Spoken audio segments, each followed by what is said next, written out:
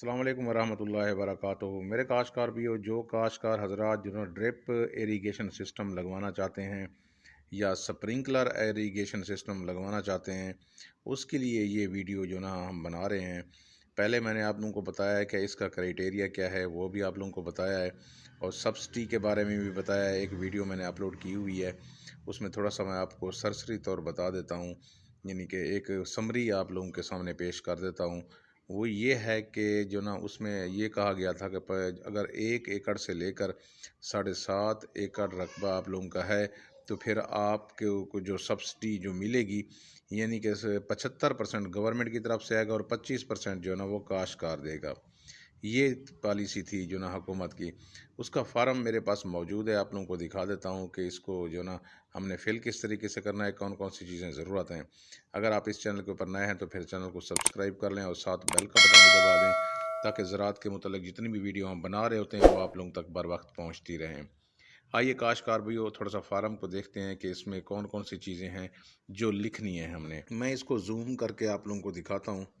यहाँ लिखा हुआ महकमा ज़राअत हुकूमत पंजाब, पंजाब में आब पाश ज़राअत की पैदावार बढ़ाने का मंसूबा।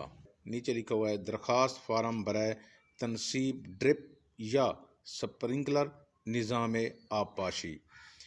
सबसे पहले जो ना आप देखें कि पहले नंबर के ऊपर लिखा हुआ है किसान का नाम लिखना है। उसके बाद जो ना आपने वालिद या शोहर का नाम लिखना है। उसके बाद जो ना आता है कि फार्म, यानी आपका जो फार्म है या रकबा है, उसका आपने पता लिखना है। उसके बाद जो ना आपने लिखना है तहसील, फिर ज़िला लिखना है, फ़ोन नंबर लिखना है। फ़ोन नंबर लिखने के बाद जो ना आपने मुस्तकिल सकूनत या पता लिखना है अपने।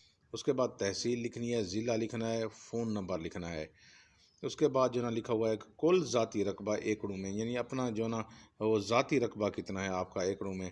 और उसके बाद लिखा हुआ है काश्ता, यानी काश्त कितना है और गैर काश्त कितना है। इसके बाद जो ना आपने लिखना है क्या मालिक ज़मीन या उसके ख़ानदान के किसी फ़र्द ने इस प्रोग्राम से पहले हुकूमत की किसी स्कीम से माली आनत हासिल की है, और स्कीम का नाम भी बताना है अगर किसी स्कीम से फ़ायदा उठाया तो। अगर नहीं उठाया तो फिर आपने इसको फिल नहीं करना, आपने NA नॉन एप्लीकेबल लिख देना है, बस ख़त्म। यानी कि इसको आप फिर लिखने की ज़रूरत नहीं है। उसके बाद लिखा हुआ है 7वें नंबर के ऊपर खेतों का मुरब्बा और एकड़ नंबर जहां आप सिस्टम लगाना चाहते हैं। उसके बाद जो ना ज़ेरे काश्त फसलें, आप जहाँ जो ना आप ड्रिप इरीगेशन सिस्टम लगाना चाहते हैं वहाँ फसलें कौन सी लगी हुई हैं वो आपने बताना है। फसल या बाग जिसके लिए सिस्टम लगवाना है, यहाँ आगे लिखा हुआ है ब्रैकेट में नाम फसल नाम बाग, यानी जो फसल है या जो बाग है आपने जो ना उसका नाम लिखना है। अगर आपने आम का बाग लगाया हुआ है या आपने कोई सब्जियात वगैरह काश्त की हुई हैं, तो फिर आपने उनका नाम लिखना है जो भी आप जिसके लिए भी आप लगवाना चाह रहे हैं। 10वें नंबर पे है कि कितने रकबे पर सिस्टम लगवाना चाहते हैं। आपने एकड़ बताने हैं कि कितने एकड़ों के ऊपर आप जो ना ये सिस्टम लगवाना चाहते हैं। इसके बाद है अगर बाग में सिस्टम लगवाना है तो क्या कोई दूसरी फसल भी बाग में काश्त की जाती है, ये भी लिखना है। अगर आपने बाग लगाया हुआ है, क्या उसके अंदर कोई और फसल भी आप काश्त करते हैं या नहीं करते। इसके अलावा जो ना कौन सी दूसरी फसलें काश्त की जाती हैं। उसके बाद लिखा हुआ है आब पाशी का ज़रिया ट्यूबवेल है, नहर है, कुआँ है, यानी आप ज़मीनों को जो पानी लगाते हैं, फसलों को पानी लगाते हैं, वो किस तरीके से लगाते हैं, आपका ज़रिया पानी क्या है।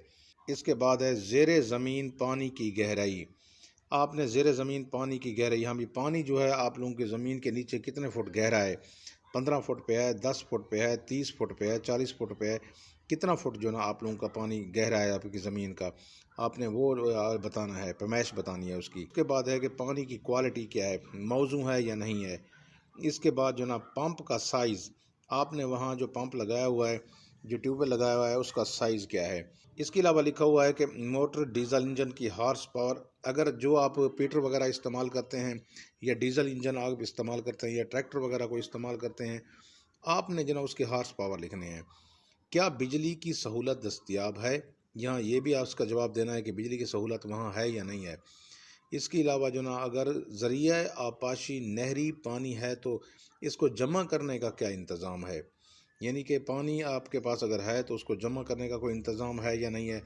کوئی جو نا آپ لوگوں نے کوئی ہاؤس وغیرہ بنایا ہوا ہے، تالاب وغیرہ بنایا ہوا ہے یا نہیں بنایا ہوا.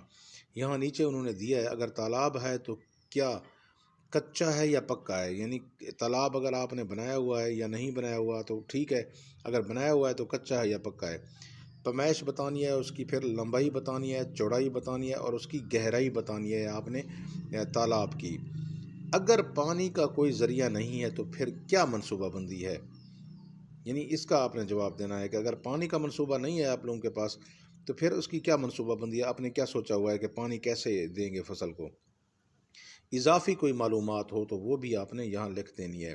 حلفاً بیان کیا جاتا ہے کہ زیر دستخطی نے ماضی میں حکومت کی کسی اسکیم کے تحت 10 ایکڑ یا اس سے زائد رقبے پر ڈرپ یا سپرنکلر ایریگیشن یعنی آبپاشی کے لیے مالی اعانت یعنی مدد حاصل نہیں کی.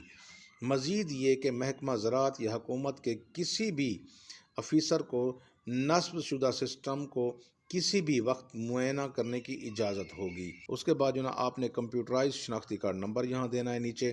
اس کے بعد جو نا آپ نے سائن کرنے ہیں اور یا انگوٹھا لگانا ہے. اس کے بعد جو نا آپ نے ان فارم کے ساتھ فل کرنے کے بعد آپ نے جو چیزیں اس کے ساتھ جمع کرانی ہیں، اس کے ساتھ لف کرنی ہے، وہ ہے فرد جمع بندی کی کاپی. اچھا، اس کے بعد کمپیوٹرائز شناختی کارڈ کی کاپی، یعنی آپ نے فرد اس کے ساتھ لگانی ہے. اس کے بعد جو نا کمپیوٹرائز شناختی کارڈ کی کاپی اٹیسٹڈ آپ نے اسی فارم کے ساتھ لگانی ہے.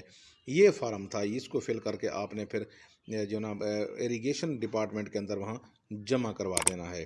امید ہے آپ لوگوں کو سمجھ آ گئی ہوگی. مجھے دعاؤں میں یاد رکھنا. مجھے دیجیے اجازت. اللہ حافظ.